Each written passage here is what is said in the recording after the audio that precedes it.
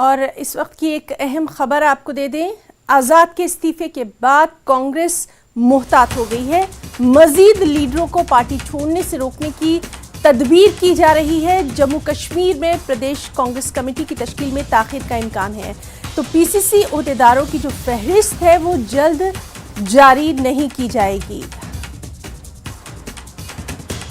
हमारे साथ इस वक्त मौजूद हैं तेजेंद्र सिंह सोढी। तेजेंद्र जी, आपसे जानना चाहेंगे, कांग्रेस एक एक कदम बहुत ही फूक फूक कर उठा रही है, क्या कुछ है इसके ताल्लुक से मजीद तफसीलात?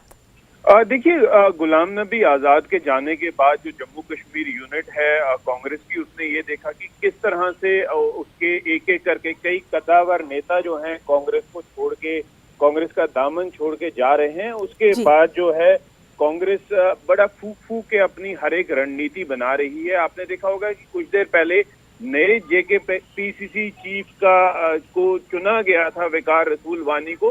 उसके बाद अभी तक कांग्रेस की जो यहाँ पर ऑफिस बेयरर्स हैं उनकी लिस्ट की घोषणा नहीं की गई है। अब सूत्रों का ये कहना है कि कांग्रेस अभी जो नए ऑफिस बेयरर्स हैं उनकी लिस्ट डिक्लेयर नहीं करेगी, क्योंकि उन्हें ये डर है कि हो सकता है जब ऑफिस बेयरर्स के नाम सामने आ जाएं तो उसके बाद कई लोग और ऑफिस बेयरर्स जो होंगे वो छोड़ के कहीं आजाद कैंप का दामन ना थाम लें। तो इसलिए जो अभी कांग्रेस पार्टी है हर एक कदम फूक फूक के रख रही है, और नए ऑफिस बेयरर्स का जो चयन है या नाम की घोषणा है वो काफी डिले करेगी, काफी लेट उन नामों की घोषणा करेगी। जी हिना जी, तेजेंद्र जी, बहुत बहुत शुक्रिया आपका तमाम तर तफसीलात के लिए।